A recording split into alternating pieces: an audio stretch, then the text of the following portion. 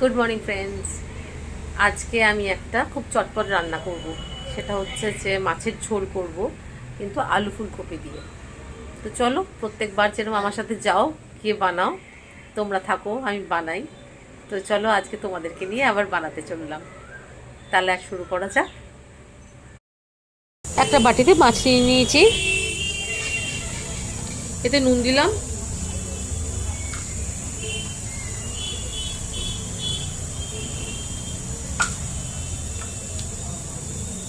আর হলুদ দিলাম।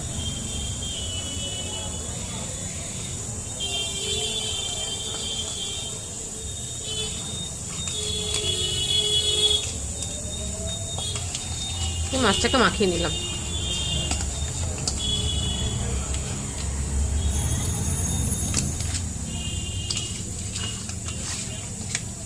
আমি না মাছে যখন এই যে নুন হলুদ মাখাই, আমি নুনের পরিমাণটা একটু বেশি দিই, দিয়ে একটু রেখে দিলে তাহলে কি হয়, মাছের ভেতরে নুনটা ঢোকে। যদি নুনের পরিমাণটা কম দিই, মাছের ভেতরটা নুনটা লাগে না, রান্নার পরেও নুন ভাবটা না মাছের ভেতরে আসে না, পানসে পানসে লাগে। ওই জন্য আমি হলুদ মাখানোর সময় একটু নুনটা বেশিই দিয়ে দিই। হয়ে গেল।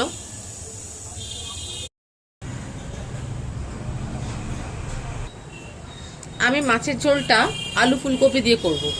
তো প্রথমে কড়াতে অল্প তেল দিয়ে ফুলকপিগুলোকে ভেজে নেবো। খুব বেশি তেল দেবো না, মানে ছাকা তেলে ফুলকপিটা ভাজবো না, জাস্ট কাঁচা না থাকে ওটার জন্য একটু ভাজতে হবে, এই জন্য অল্প তেল দিলাম।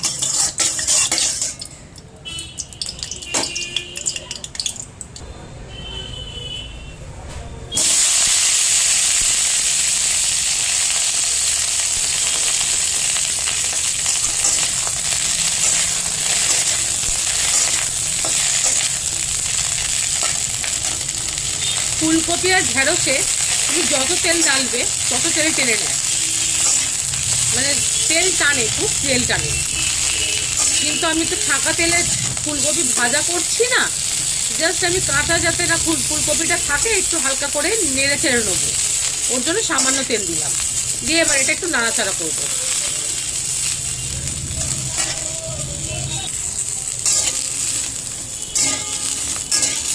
এখানে অল্প তেলে যদি ফুলকপিটা নাড়াচাড়া করি না, এর মধ্যে একটা স্মোকি স্মোকি গন্ধ মতন থাকে, মানে ডাইরেক্ট ফুলকপি যখন তেলে দিয়ে ভাজছি সেটার যে গন্ধটা, বা সেদ্ধ ফুলকপির যে গন্ধটা, আর সামান্য একটু তেল দিয়ে যদি ফুলকপিটা একটু রোস্টের মতন করে নাড়াচাড়া করে নিলাম, তো এটার যে গন্ধটা, এটার পুরো স্মোকি গন্ধটা ছাড়ে।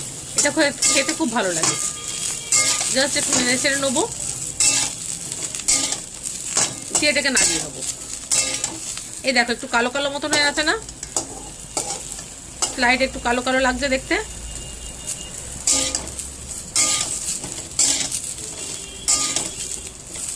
ব্যাস, এটা নামিয়ে নেবো এবার।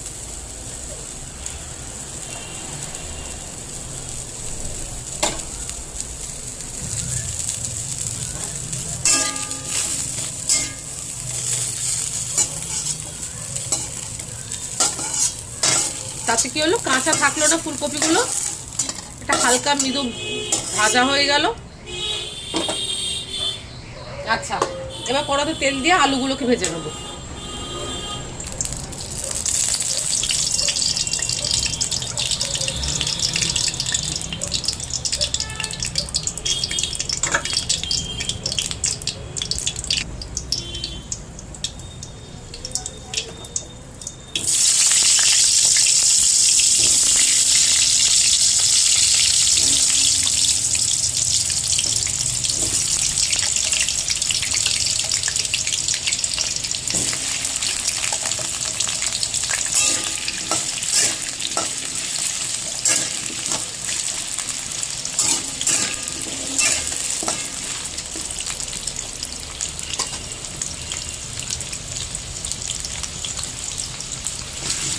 আলুগুলো একটু হালকা করে আলতো আলতো করে, পুরো ভাজা তো করবো না, মাছের ঝোলে দেবো, যাতে কাঁচা না থাকে সেরকমভাবে একটু নাড়াচাড়া করে নেড়ে নেবো।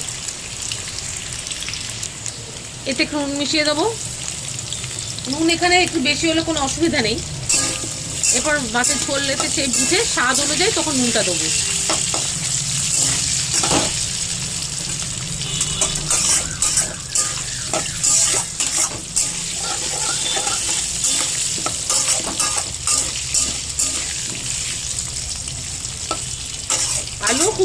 ভাজবো না।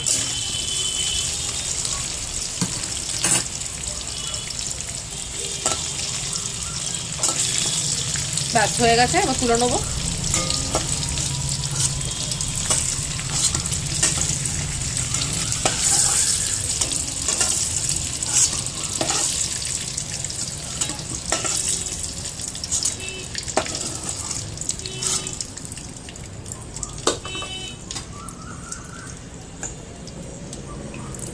আর একটু তেল মিশিয়ে নেবো, নিয়ে মাছগুলোকে ভেজে নেবো একটা একটা করে।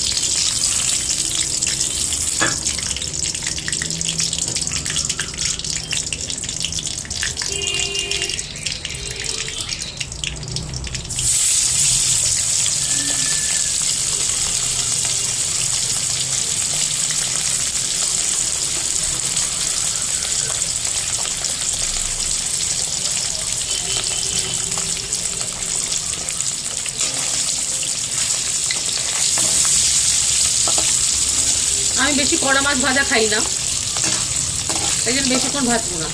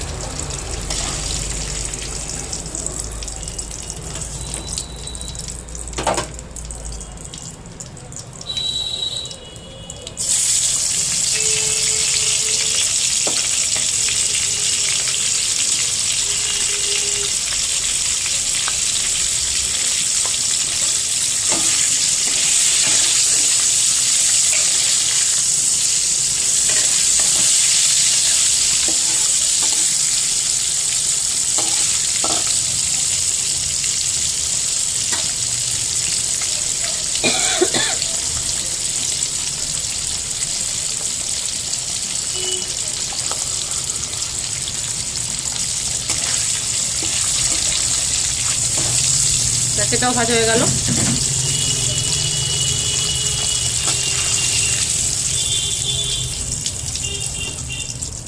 এরকম করে একে একে সব কটা মাছ ভেজে নেবো।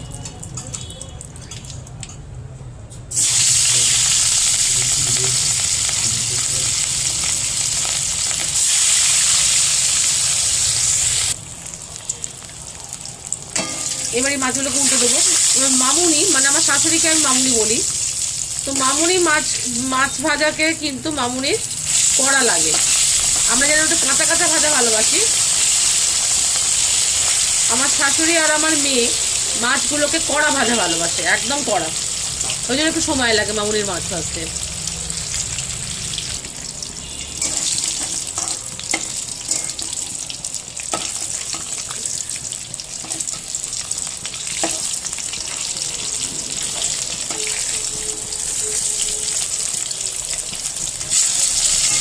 মামুনির মাছ ভাজা হয়ে গেল।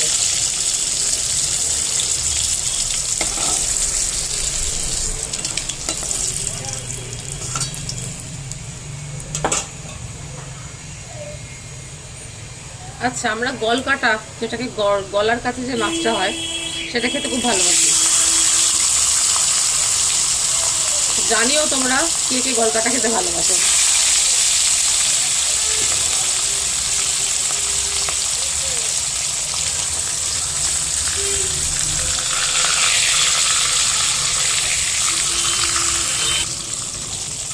এইগুলোকে এবার একটু উঠিয়ে দিই।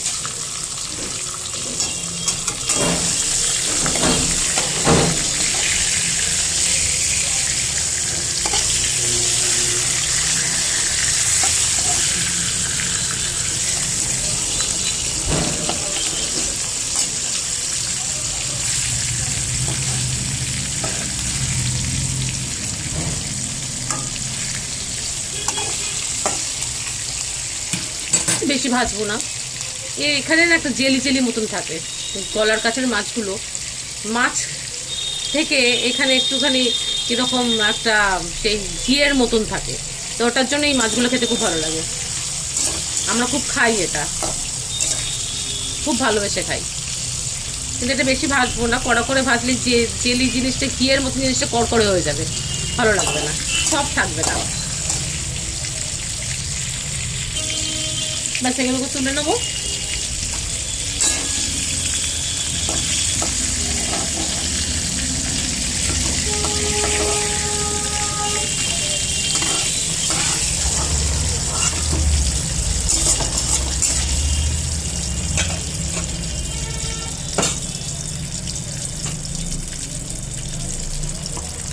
এবারে এই তেলেতে একটু পেঁয়াজ দিয়ে দেবো, খুব সামান্য পেঁয়াজ দিয়েছি, মানে একটা ছোট পেঁয়াজ দিয়েছি জাস্ট। এই পেঁয়াজটা একটু ভাজবো।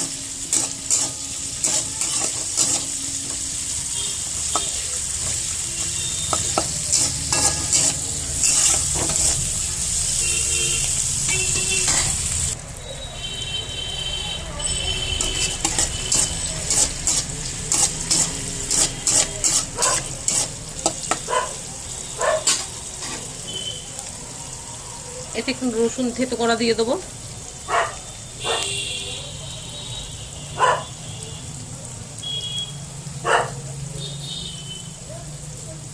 আর একটু আদা থেতো দিয়ে দেবো পেস্ট।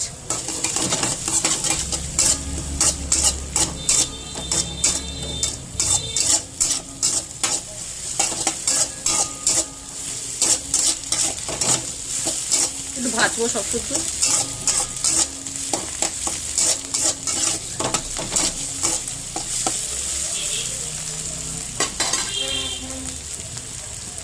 এবারে টমেটো দিয়ে দেবো।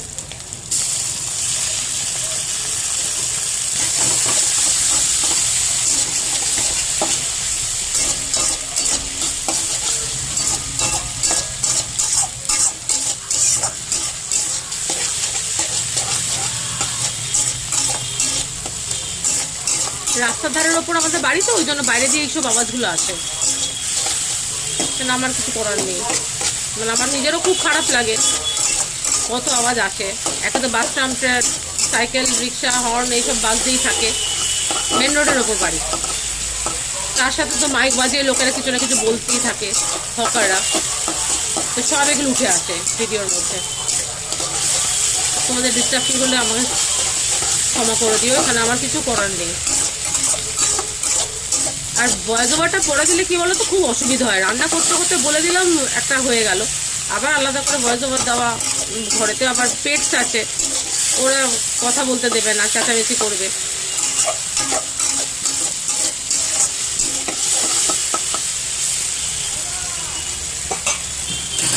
আচ্ছা,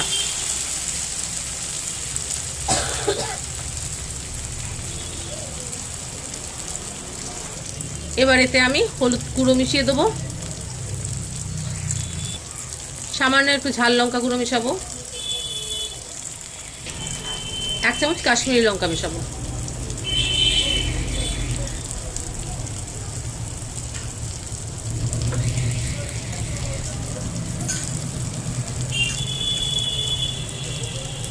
আর একটু নুন মিশিয়ে দেবো।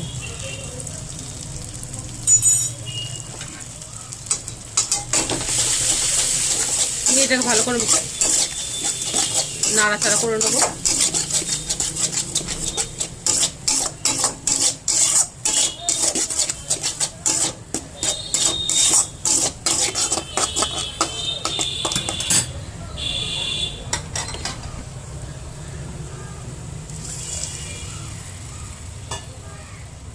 একটু জল দিলাম,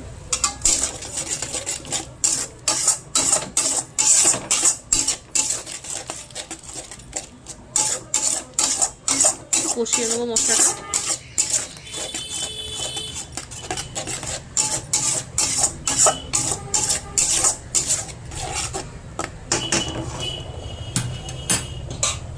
দিয়ে এই আলু ফুলকপি ভেজে রেখে দিয়েছিলাম, ওটা মিশিয়ে দেবো।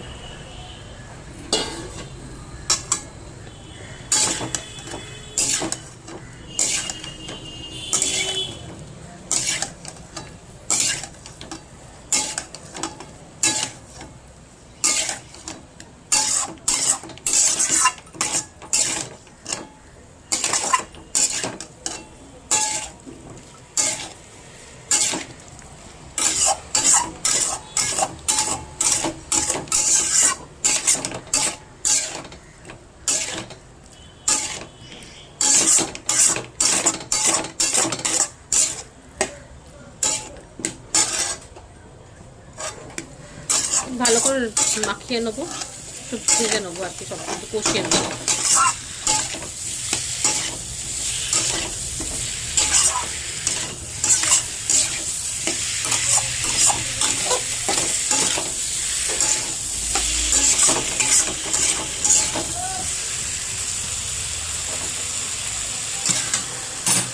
এবার একটু জল মিশিয়ে দেবো।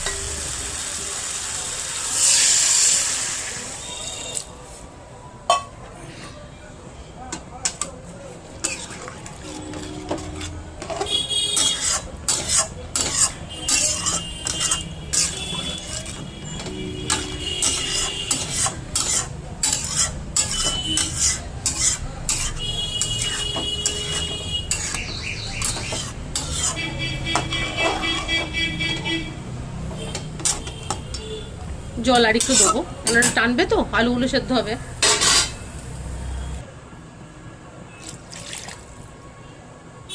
থাক,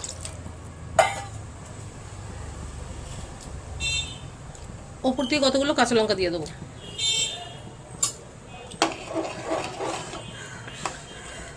এবার এগুলো ফুটুক, ফুট ধরলে তখন মাছগুলো ছাড়বো। ফুটছে, এবার মাছগুলোকে একটা একটা করে দিয়ে দেবো।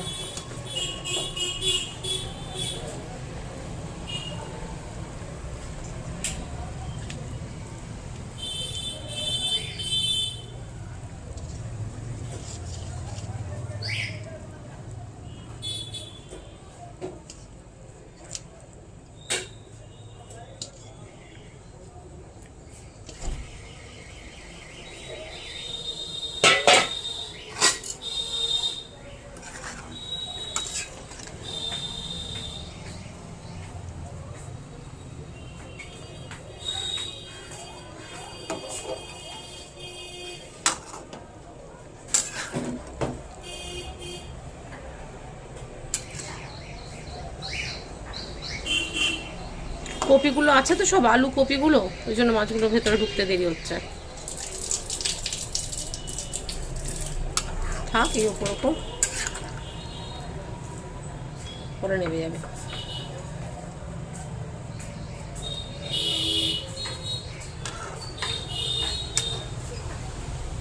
থাক, এটা ফুটুক।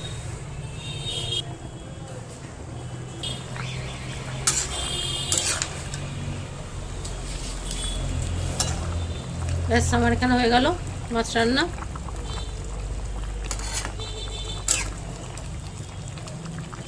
আলু সেদ্ধ হয়ে গেছে, এবার আমি এই ঝোলটা নিভিয়ে দেবো। ঝোলটা ঝোলই হিসেবে রেখে দেবো।